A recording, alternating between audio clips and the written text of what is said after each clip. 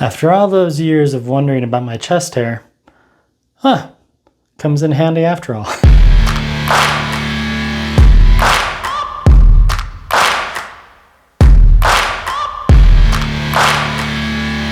Video is about running. Should you run with the COROS Apex 2 Pro or one of those Garmin Venu 2 Plus watches? You can see the Venu 2 Plus. I'm carrying it there in my right hand, and the reason I'm doing that is because, well, I'm addicted to my Apple rings, and then I am testing the heart rate of the COROS against the Polar Verity Sense. That's that gray band on my right forearm. I've been wearing a COROS Apex 2 Pro for nearly 3 months now, whereas I've been wearing the Garmin Venu 2 Plus on and off again for over a year. Sure, Garmin has been around for more decades than COROS. However, revisiting this Apex smartwatch has given insight into why so many runners enjoy their timepieces for workouts. So what do you need for a watch to be run-worthy? 1. Outdoor visibility. The Apex 2 Pro has the Venu 2 Plus beat in this category. Even though it has a lower resolution, the memory LCD screen, I kind of call it electronic ink. It's wonderful outside. The AMOLED screen on the Venu 2 Plus is gorgeous, but not as easy to read outdoors. Number 2, GPS accuracy. When you're a runner, 'tis nice to know where you have been, to retrace the location, and simply it's fun to view the mountain scenery in a web browser. For this category, yeah, it's pretty much a tie. They both have spot-on GPS chips. Number 3, easy to use yet customizable screens when working out. And they both kind of tie. They both have customizable screens that allow you to tweak the data, as it were. Number 4, notifications during the workout. Yep, both allow navigation outside the workout to make tweaks when you're in the thick of it. If a text message from your special someone buzzes during mile 17, yes, you can quickly see who it is. At this time, only Garmin would allow you to reply to a text message via the watch interface. Number 5, health metrics. What do you want from your workouts? Simplicity with a deep dive option into a rabbit hole of endless data. Both Garmin and COROS give you a quick overview of the run and a plethora of analytics that would make your Olympic coach's head spin. Number 6, battery life. COROS wins with a max of 30 days and up to 45 hours recording a GPS workout. The Venu 2 Plus will last 9 to maybe 10 days and 24 hours of GPS workout, depending if you're listening to music. Now, if you use the AOD, always on display, the Venu 2 Plus is only going to last you about 3 to 4 days, whereas COROS, the display is always on because it has the memory LCD, and it's awesome. Number 7, the cost. How many new pairs of running shoes are you willing to pass up to strap on a new watch? The Garmin Venu 2 Plus rings in at $449 USD. Garmin Venu 2 is only $399. If you could care less about the voice functionality, I recommend just doing the Venu 2. The COROS Apex 2 Pro will set you back about the same as the Venu 2 Plus, $449. And yeah, all the data specs, prices, and information are accurate to the best of my brain, Bing, and Google.com. Do you need help justifying the cost of a running watch? Do you know how much heart surgery costs? How much is a monthly prescription of pills like Lipitor going to set you back if you need to lower your cholesterol? Okay, too much Netflix may or may not be caused by a lack of running. I am simply trying to help my brain justify buying yet another smartwatch. Okay, that is enough for now. Let's wrap up this gorgeous outdoor run during the hot month of July in the beautiful state of Utah and head back to my studio for some healthy analytics. Just got done from the run. Should you run with a COROS or should you run with a Garmin? This is the Garmin Venu 2 Plus. Some people like to call it the Venu 2 Plus. And let's dive into the data, shall we? So up until my return from Arizona, I primarily tested the Instinct 2X versus this Apex 2 Pro. But the last several days, I started trying out the Garmin Apex 2 and the Venu 2 Plus to see how they compared to this COROS. As of 7/24, that's when I took the break, so about another 5 days. And then today, I did that walk, and then here are all the lovely stats. Really, really close on all the stats. Now the one difference was this one automatically detected my workout using the Move IQ, and then I didn't know that I was really going to go on a walk, and then I started this. But it's so easy. I mean, you just unlock the screen, click the button once, go to walk, it quickly triangulates and grabs the satellites, and then you start your workout. You're not saving that much time by using Move IQ, but some people like that. Heart rate, really, really close on both, and I just used the wrist heart rate. Average HR, 93 on the COROS, 99 on the Venu 2 Plus, and then 116 was my highest, whereas Venu thought it was only 111. All right. And then pace, quite a huge difference. Don't know why that was. And that was just my walk today. Now for the running stats that you saw in the beginning of the video, that was a lot of fun. So I was running with my Altitude 5, and then we have the max HR, COROS 169, and the Venu 2 Plus was connected to this heart rate monitor. It's this tiny little sensor bipolar. It's the polar varity. The technology is about, I don't know, pretty close to 2 years old, but you just strap it on your forearm, you turn it on, you press the button, and then it'll automatically connect to the watch. This one will connect to this one. So it's, if you're cycling or sometimes you just want a little more accurate heart rate, this sensor tends to be a little more accurate than the sensor on this watch and this watch. So it says my max was 165, but again, the COROS slightly higher by 169, but the average spot on 140. Recovery time, I was trusting the COROS more in this workout, and I got the recovery time after syncing my Garmin because I have this watch. Typically, if you watched earlier, COROS has recovery time. The Venu 2 Plus does not have recovery time. It has body battery, but it's not quite the same thing. Calories really close. Pace, much closer than the walk today. One thing Garmin does, it does an estimated sweat loss. Take it or leave it if you think that's right. I think it's pretty close. And then they have intensity minutes. They don't really have that with COROS yet. Max elevation, 4,759. Oh, forgot to grab that. Hang on. The nice thing is in the app, you can just quickly scroll back to that date, and I can find that run. And then it should have a max elevation, cadence, stride length, running power. There we go. 4744, really close. 4744. So a difference of literally just a couple feet. Now one thing that's strange about both these watches is right here you can see my number of floors climbed. 19 flights of stairs. All right, pretty cool. And then on this watch, I can scroll down using my digital dial, and it shows 8 floors. Now I can't click on that, and when I go to look for it in the app, it's not there. So I'm not quite sure why it's not there. It's just not. Now instead of the whole intensity minutes, they do have daily totals for your exercise time, which is really nice to see. And there's the training load, really good stats. And then of course, HRV index. The only way to get the HRV, so we'll do a quick health snapshot on this one. And then on the COROS, you long press, go to your little tool chest here, HRV test. We'll speed this up.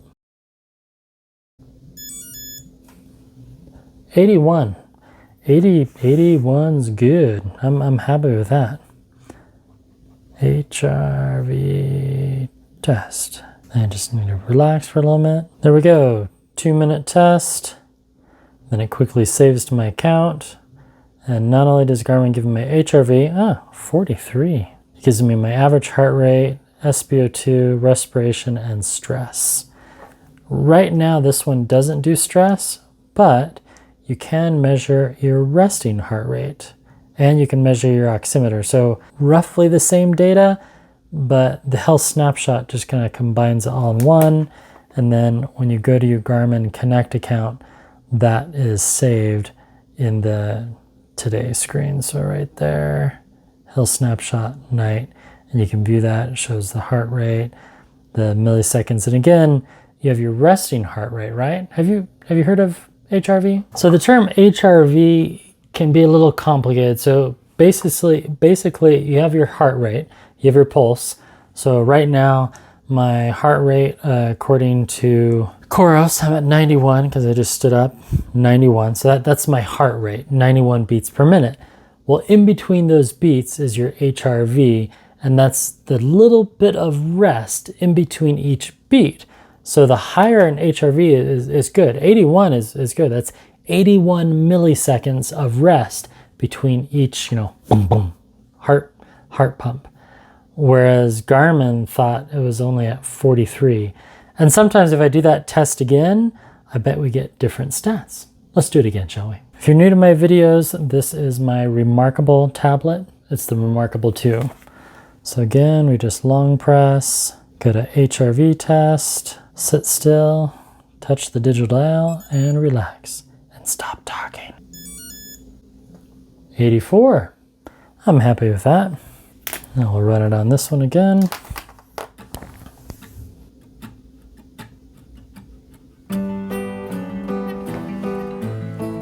There we go. And 31. Yikes. So now you're wondering, well, what if it's the wrist?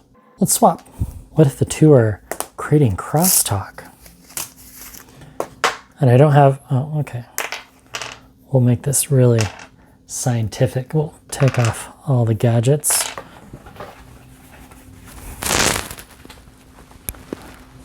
And I have somewhat of an analog lav mic on. Oh, gotta clean the sensor. This watch came out last year, which means the technology inside is a good 2 years old. Just about done. 25? What? Well, maybe, I don't know. Let's try this one.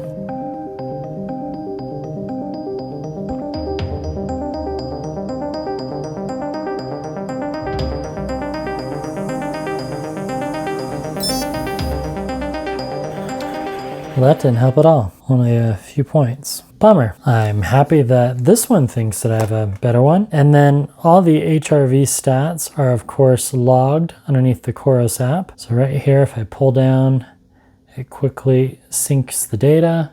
See right there? Yeah, syncs. And then I scroll on down, HRV index 84.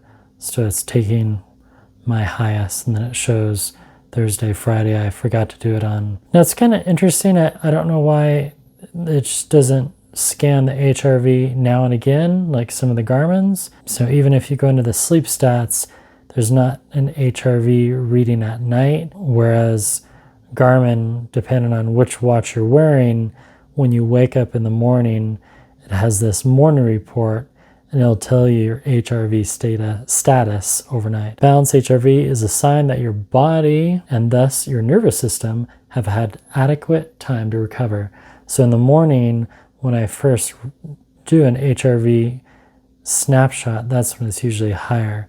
So for example, this afternoon, 68, 59, 34, but I think it was yesterday morning when it was in the 80s. There we go. HRV 88, and that was from the Epics right here. All right, well, fun stuff, right? Fun stuff. Now there are a couple different ways we can wrap this up. I could tell you to go out right now and buy one of these watches, or I can just say, well, I leave it up to you. I've presented the data, I've documented the data, I showed you that I was running. We did prove that the heart rate monitor on both of these, and I've also done runs with just the watches with the wrist heart rate, and it works just great.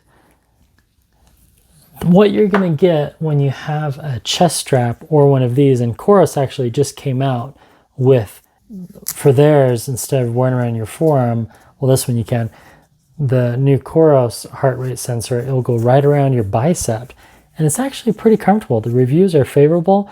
I'm hoping to test that in another couple weeks. But what you'll see with these other external heart rate monitors is when you're working out and you start sprinting, or you're on the bike and you really start going extremely fast from, just 10 miles an hour up to 25, your heart rate's gonna go up really quickly. And these tend to measure that a little more accurately in those big, huge shifts when your heart goes from resting to really high workout, anaerobic threshold, all that fun stuff, and then back again. Whereas when you're measuring it through your wrist with these fancy smartwatches, even the Apple Watch, there can be a little bit of lag during those workouts. Now for running, because that's the topic, which one do I recommend? Garmin has a lot of bells and whistles, especially if you jump to an Apex or a Phoenix. The Venu 2 Plus, which is in the same price range as the COROS Apex 2 Pro, I have to say I'd go with the COROS.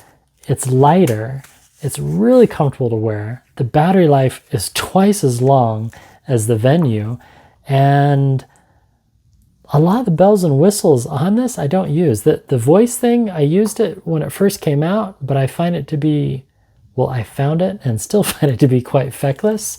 It just it's kind of a novelty thing, you hold it down and then it connects, but you have to have your phone nearby. How many steps have I walked today?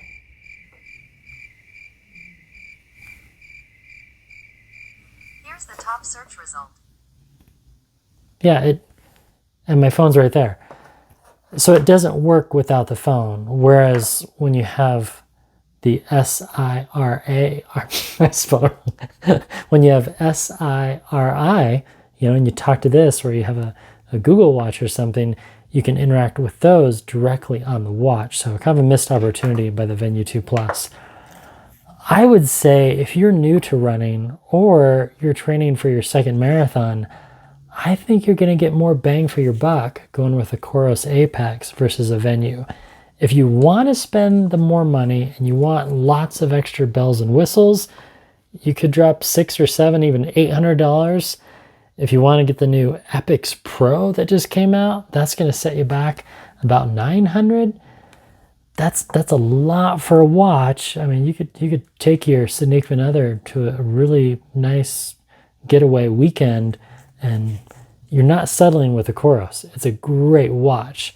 I mean, had I started with the COROS and then gone to Garmin, this is my second COROS, and it really made me reflect.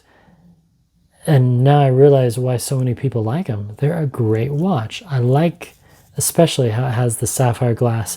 I have another video coming out. I actually wrote it up this afternoon after dinner. I have 46 things to know, differences between Garmin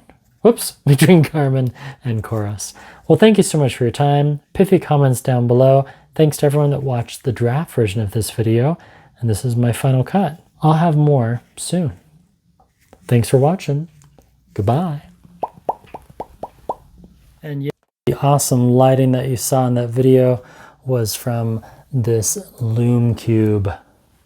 What do you think, huh? This is the Flex Light Pro. So I can dim it down, make it nice and soft, crank it up. I can even change the tone. Pretty cool, right? Pretty cool. Thanks, Lume Cube. Okay, so I was wearing a hat, and I had my vest on. And then I had these wonderful, what are these? The Torin 5 by Ultra. Had my phone in my pocket. There we go. And I had my Apple Watch on too, but I had my Apple Watch here. This is one of my least favorite bands. Then I was carrying my Garmin in my hand, and then in my left sock, I had the Amazfit, still there. Oh, my Insta360 Go-To Chase Adventure. Let's see, did I get everything? Yeah. 176.4. Okay, let's try it again. Oh, zoot. Zut alors. Have you ever heard that French phrase? It's funny. It means like, what does it mean? I'll flash on the screen. Forgot my sunglasses. There we go. Okay, sunglasses did not weigh that much. Whoa, whoa, hold still there, Pete. 176.4. Do this a couple more times. 176.6. Okay, and now we take off the extra gear. So normal people would just run with one watch. So I'll take off the Apple Watch, lose the Garmin.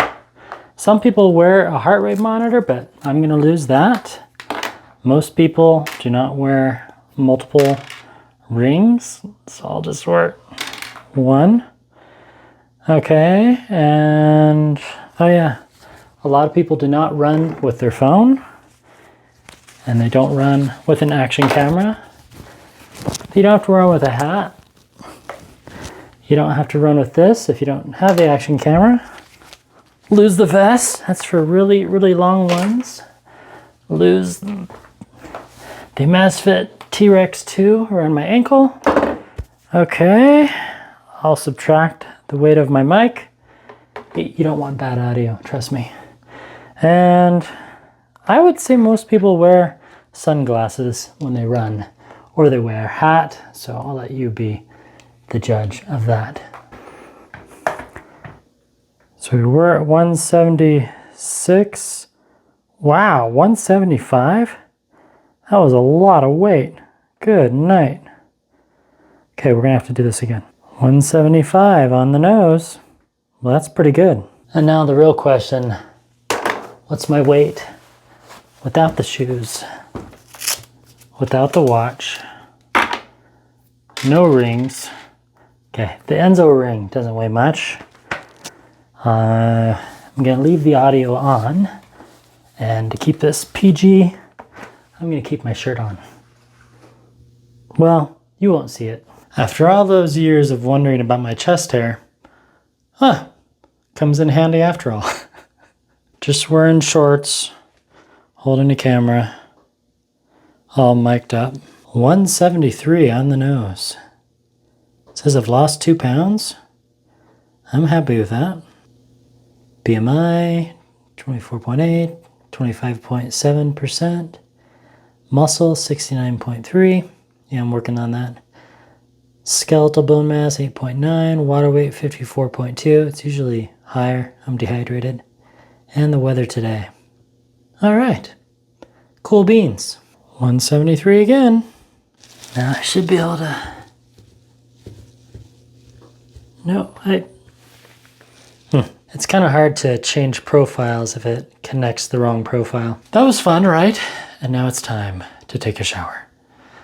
Thanks for watching. Goodbye.